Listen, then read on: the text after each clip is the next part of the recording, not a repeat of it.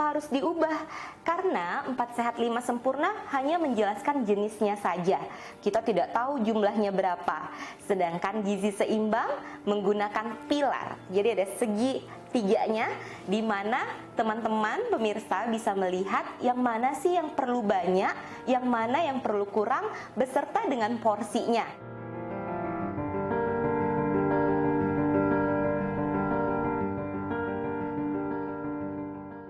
Assalamualaikum warahmatullahi wabarakatuh. Halo para pemirsa, saya Dr. Hilna Kairunisa Salihat, Magister Gizi, Spesialis Gizi Klinik, Dokter Spesialis Gizi Klinik.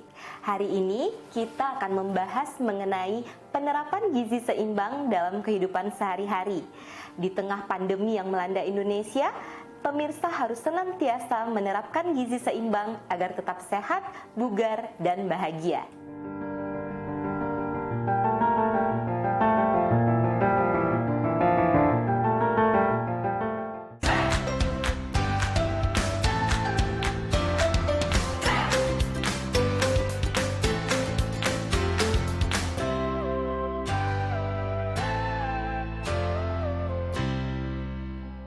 Ya, tubuh manusia sangat kompleks, sehingga asupan makanan yang diperlukan juga harus beragam dan bergizi seimbang, supaya kita tetap sehat dan juga prima. Kalau 4 sehat 5 sempurna itu dari tahun 1952 oleh Bapak Gizi dijelaskan 4 sehat 5 sempurna. Makanan pokok, lauk pauk, buah, sayur, dan penyempurnanya adalah susu. Kemudian kita ubah menjadi gizi seimbang. Kenapa harus diubah? Karena 4 sehat 5 sempurna hanya menjelaskan jenisnya saja. Kita tidak tahu jumlahnya berapa. Sedangkan gizi seimbang menggunakan pilar. Jadi ada segi tiganya, di mana teman-teman pemirsa bisa melihat yang mana sih yang perlu banyak, yang mana yang perlu kurang, beserta dengan porsinya. Dan bedanya, gizi seimbang juga menerapkan makanan yang beragam. Jadi nggak setiap hari makannya itu aja. Kemudian gizi seimbang juga berfokus pada aktivitas fisik yang banyak, higienitas karena mengharuskan cuci tangan dengan air mengalir dan juga sabun. Dan juga di gizi seimbang harus memantau berat badan. Jadi mencapai berat badan ideal adalah hal yang sangat penting pada penerapan gizi seimbang. Dan untuk porsinya mungkin kita akan jelasin, namanya segitiga, porsi paling banyak adalah paling bawahnya, paling alasnya. Itulah dia makanan pokok. Disebutkan bisa 3-4 porsi makanan pokok. Apa aja jenisnya? Banyak nih. Ada nasi, kemudian bisa juga pakai jagung seperti ini, kemudian bisa juga pakai kentang, dan juga roti. Nih, seperti ini. Kemudian naik lagi ke alas di atasnya, 3-4 porsi juga sayur-sayuran, yaitu 100 gram. 100 gram berarti 1 mangkok cuci tangan jika sayur yang sudah masak tidak menggunakan kuahnya. Jadi 100 gramnya. Kemudian untuk buah-buahan di gizi seimbang adalah 2-3 porsi. Naik lagi ke atasnya, protein baik dari jenis hewani maupun nabati 2-4 porsi, dan kerucut paling atasnya yang paling sedikit atau dibatasi adalah gula, garam, dan juga lemak. Gula maksimal 4 sendok makan, minyak 5 sendok makan, dan garam 1 sendok teh saja. Jadi itu adalah gizi seimbang.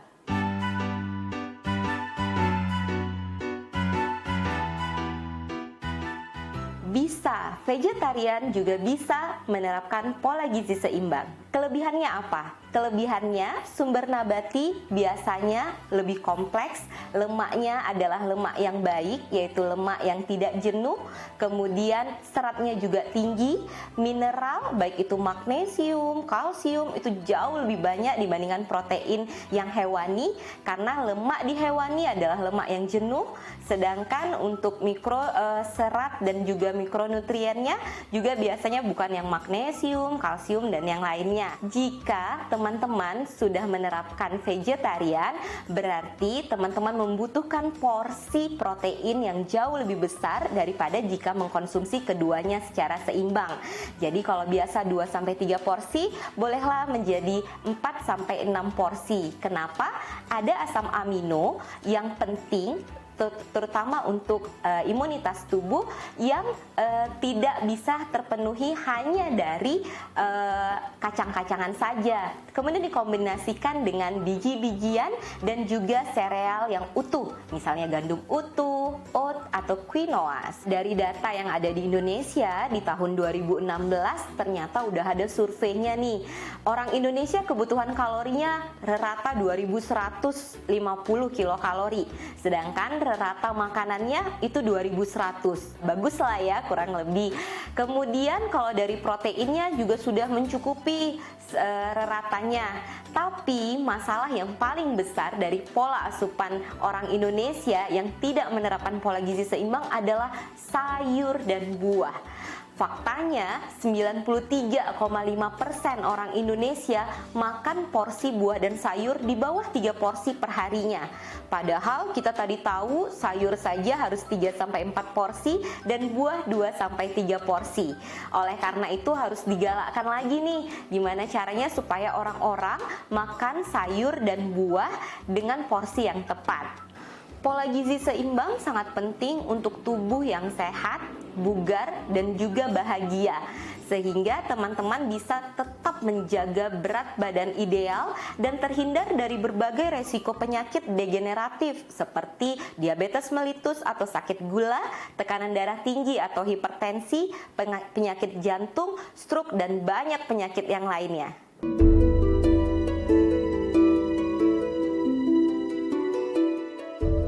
Caranya, dalam sehari teman-teman makan 3 kali sehari menggunakan piring tentunya.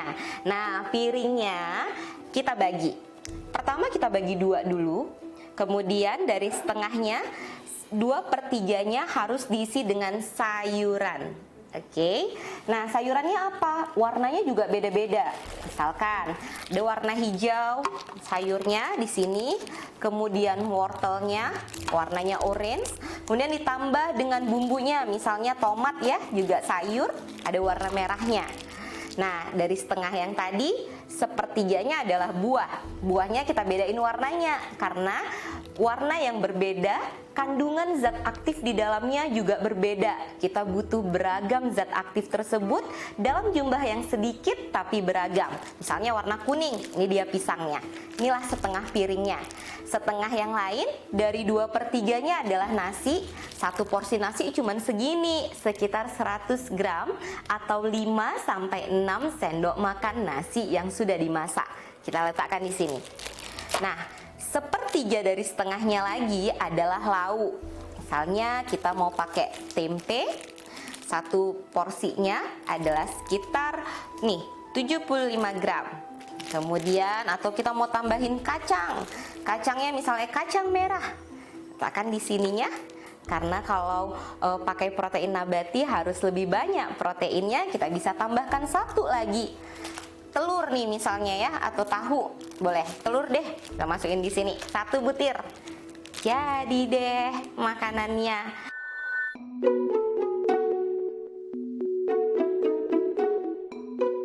Jadi pengolahan makanan sangat penting karena satu, kita memastikan makanan yang beragam tadi zat aktifnya masih ada di dalamnya.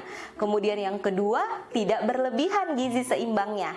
Jadi pengolahan yang ada di masyarakat sekarang kebanyakan semuanya digoreng. Kacang digoreng, tempe digoreng, tahu digoreng, otomatis minyak yang cuma 5 sendok makan maksimal perharinya pasti akan berlebihan. Jadi lebih baik kita ganti pengolahannya dengan cara dikukus, kemudian direbus, atau misalnya dibakar tanpa ada hitam-hitamnya karena juga termasuk zat yang mencetuskan kanker. Ditumis juga boleh asal minyaknya dibatasin. Untuk buah dan sayur juga teman-teman harus perhatikan, jangan sampai ketika dimasak terlalu matang sampai layu, vitamin yang larut dalam air, misalnya vitamin A, C, dan banyak sekali lainnya lainnya itu bisa jadi hilang di airnya saja. Padu padan makanan itu juga penting, karena orang Indonesia kalau makan di restoran atau dimanapun pesen minumnya apa? Pasti ujung-ujungnya teh. Padahal makan makanan yang udah cukup beragam dan gizi seimbangnya jika dipadukan dengan teh, apalagi dari sayuran, dapat menghambat penyerapan zat besi yang sangat penting untuk pembentukan sel darah merah tubuh. Pemirsa, nggak hanya makannya aja yang diatur, tapi aktivitas fisiknya juga harus diatur, yaitu aktivitas fisik yang aktif seperti jalan, kemudian berlari atau berenang 150 menit per minggu, dapat dibagi 3-5 kali dalam seminggu. Kemudian tidur yang cukup 6-8 jam dengan kualitas yang baik, dan juga menghindari stres. Bukan nggak boleh punya masalah, tapi pemirsa harus punya target. Jika memikirkan masalah, jangan terlalu lama sehingga stresnya menjadi berkepanjangan.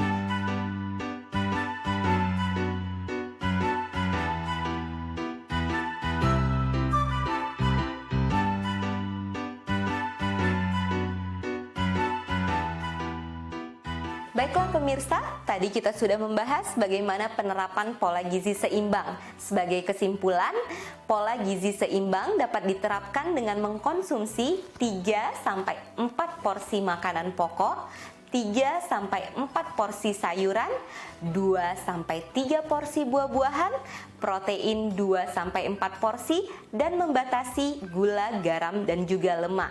Tidak hanya itu, pemirsa juga harus melakukan aktivitas fisik minimal 150 menit per minggu, dan juga mengatur kualitas dan kuantitas tidur 6-8 jam, serta menghindari stres yang berkepanjangan.